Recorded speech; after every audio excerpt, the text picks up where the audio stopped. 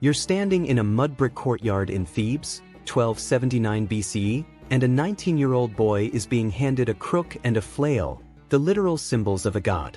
His father just died. Priests are chanting. Nobody is voting. Nobody is debating.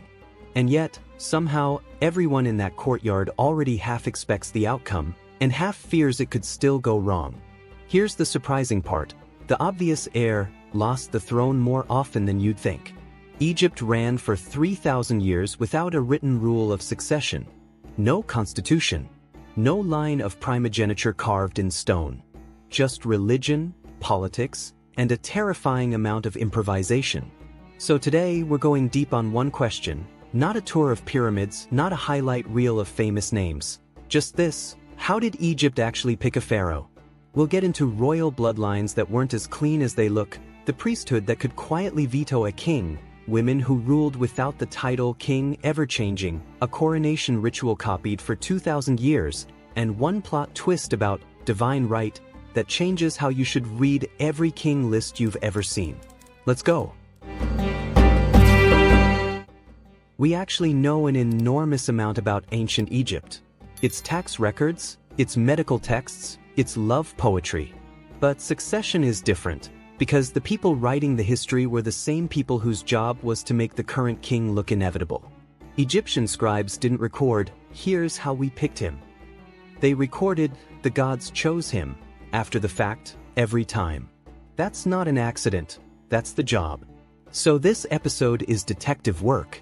We're going to build the answer out of 4 kinds of evidence: temple inscriptions, tomb biographies of officials who lived through the transitions, coronation texts, and the awkward gaps in the king list themselves, because what's missing tells you almost as much as what's there.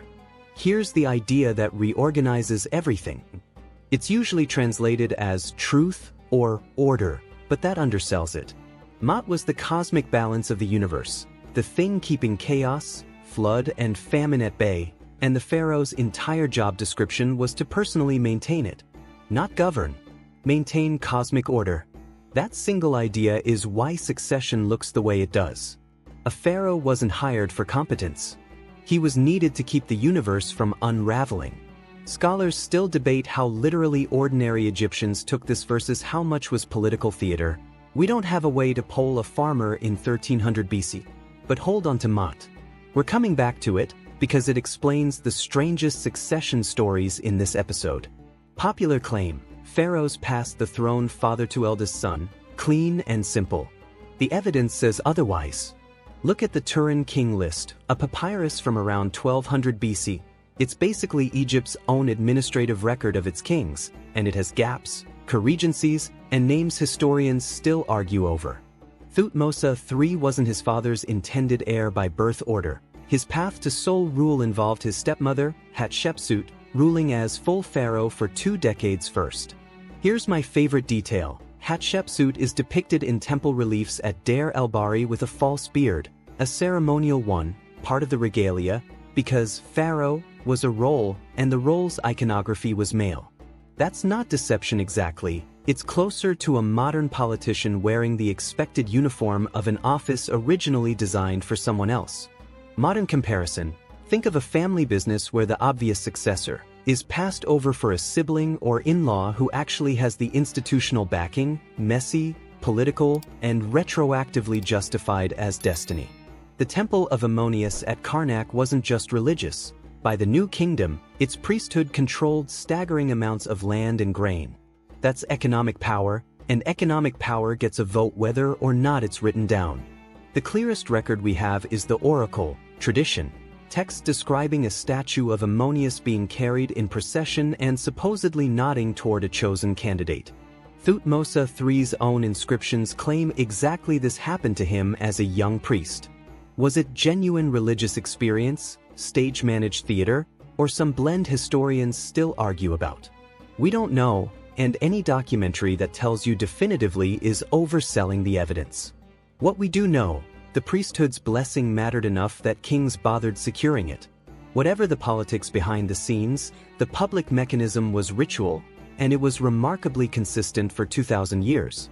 The Palermo Stone, a fragment of a much older royal annal, records coronation rites going back to the earliest dynasties. The uniting of the two lands, symbolically fusing Upper and Lower Egypt, plus the crowning with the double crown, the skent. This is where Mott comes back.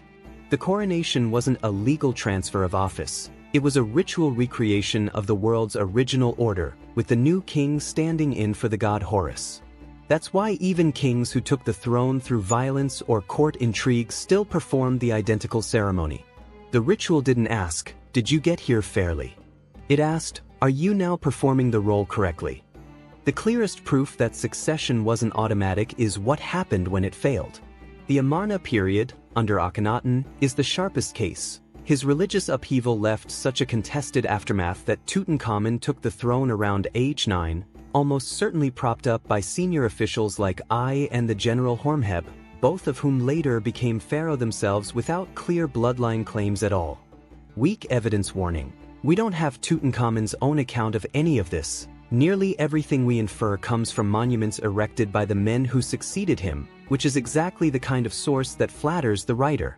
Treat those inscriptions as advocacy documents, not neutral history. Here's the twist that recontextualizes the whole episode. Divine right wasn't a cause of Egyptian succession, it was a press release issued afterward. Every single king, no matter how they actually got the throne, birth order, court backing, priestly support, outright coup, commissioned inscriptions saying the gods had chosen them specifically. Which means the divine selection story you've read on a museum placard isn't a description of the succession process. It's the marketing material the succession process produced. The real decision-making, family negotiation, temple politics, military backing, happened first, off the record, and the religious justification was written after, every single time, for 3,000 years straight. So what does this actually tell us? First, Egyptian succession wasn't a system, it was a negotiation between family, priesthood, and military power, dressed afterward in religious language. Second, Mott explains why that religious language was necessary at all. The throne wasn't a job, it was cosmic maintenance, and the public needed to believe the maintenance worker was legitimate. Third, women like Hatshepsut show the rules were flexible the moment enough institutional power backed a candidate, the rulebook bent to political reality, not the other way around. Fourth, and this is the part worth sitting with, this isn't a tidy story of divine order working exactly as intended. Every transition we can actually document in detail is a transition that had problems. The smooth ones left no paper trail, because smooth successions didn't need a marketing campaign. And whose story is missing? The ordinary Egyptians who actually had to live under whichever answer won. We have zero surviving records of what a farmer thought about any of these transitions. The entire debate we just walked through happened exclusively among people who could read, write, and afford a monument. So go back to that courtyard in Thebes, the 19-year-old with the crook and the flail. He's not stepping into a system. He's stepping into a story that people are about to start telling about him, whether it's true or not. Every institution does this, still reframes the messy, political way power actually changed hands into something that sounds inevitable, right, ordained. So here's the question worth sitting with. The last time you watched an organization explain why the person now in charge was always the obvious choice, how much of that explanation do you think came before the decision, and how much came after?